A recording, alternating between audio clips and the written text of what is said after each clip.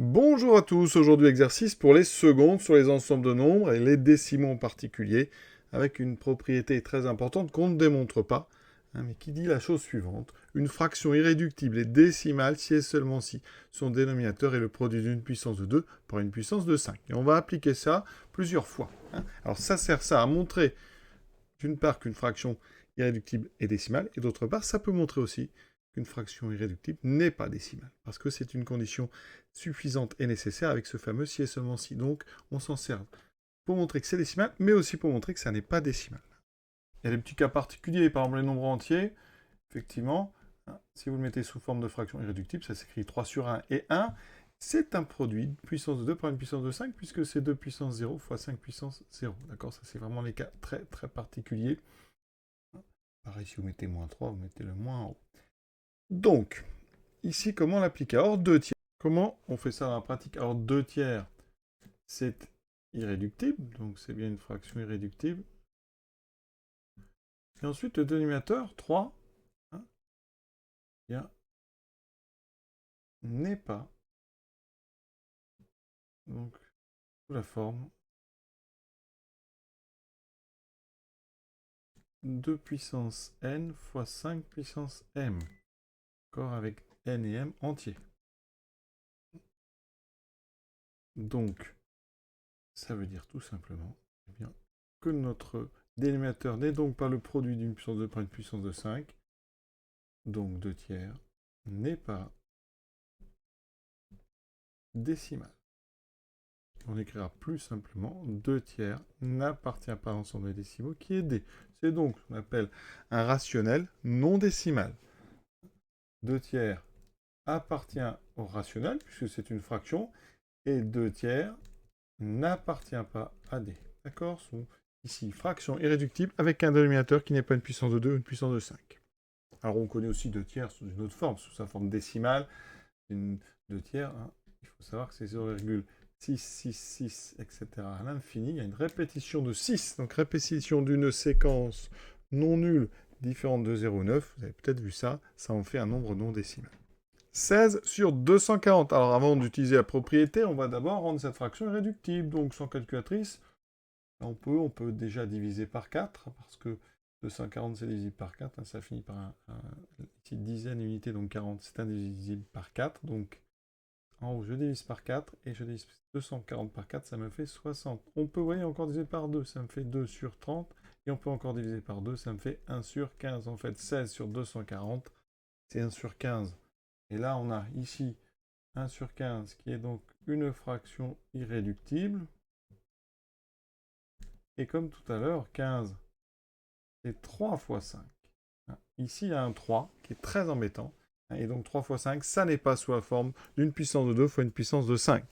15 ne peut donc s'écrire 2 puissance n fois 5 puissance m avec n et m entier, puisqu'il y a un multiple de 3, il y a un 3 dedans. Donc 1 sur 15 n'est pas décimal d'après notre propriété. Ensuite, on peut aussi dire, ça vous le saurez, que 1 sur 15, c'est donc un rationnel non décimal. Il possède donc une partie décimale infinie avec une répétition d'une séquence non nulle ou non égale à 9. Ce qui fait qu'ici, je vous le dis, mais 1 quinzième c'est 0,6, 6, etc. On a une répétition comme ça infinie de 6. Ce qui en fait un rationnel non décimal. Maintenant 54 sur 31. Alors 54, eh bien c'est 3 fois 18 sur 31 qui est un nombre premier. Donc cette fraction, eh bien elle est irréductible. Donc on peut regarder le dénominateur. 31, eh bien ça ne peut pas s'écrire une puissance de 2 fois une puissance de 5 puisque c'est un nombre premier. Donc encore une fois, s'il était décimal, eh bien son dénominateur pourrait s'écrire comme un produit de 2 et un produit de 5. La fraction étant irréductible, donc on en conclut que 31 n'appartient pas à l'ensemble des nombres décimaux. Donc c'est un rationnel, encore une fois, non décimal. Pour le quatrième, il n'est pas facile. C'est un exercice que j'ai tiré de l'hyperbole. Donc c'est exercice, je crois, page 26, numéro 23. Donc voici, vous voyez le texte. Capture. Comment faire? Alors là, on va prendre une calculatrice, on va simplifier un petit peu déjà, essayer de voir si on ne peut pas simplifier. Alors en haut et en bas c'est pair, on simplifie par 2.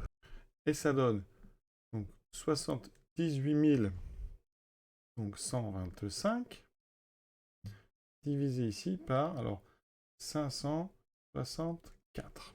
Alors, là, on est un petit peu embêté parce que c'est plus divisé par 2. Alors, en haut, ce n'est pas divisé par 3, mais en bas aussi. Donc, on va regarder 564. Ici, un petit peu de travailler ce nombre. Bon, déjà, c'est divisible par 3. Donc, ça fait 3 fois 188. Et 188, c'est divisible par, bon, déjà par 2. Ça fera 94, oui. Encore par 2, ce qui fera 47. Donc, 3 fois 2 fois 2 fois 47. 47, c'est un nombre premier, donc on s'arrête là. Alors, qu'est-ce que je vais faire avec ça? Mais on va regarder maintenant le numérateur. Est-ce qu'il est divisible par 3, par 2, par 47? Si non, eh bien, ça veut dire que notre fraction est irréductible.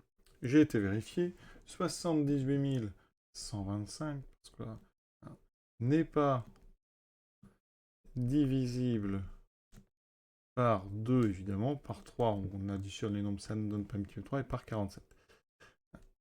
Donc, ça veut dire que vous ne pouvez pas simplifier cette fraction. Ça veut dire que 78 125 sur 3 fois 2 au carré fois 47 est une fraction irréductible. D'accord?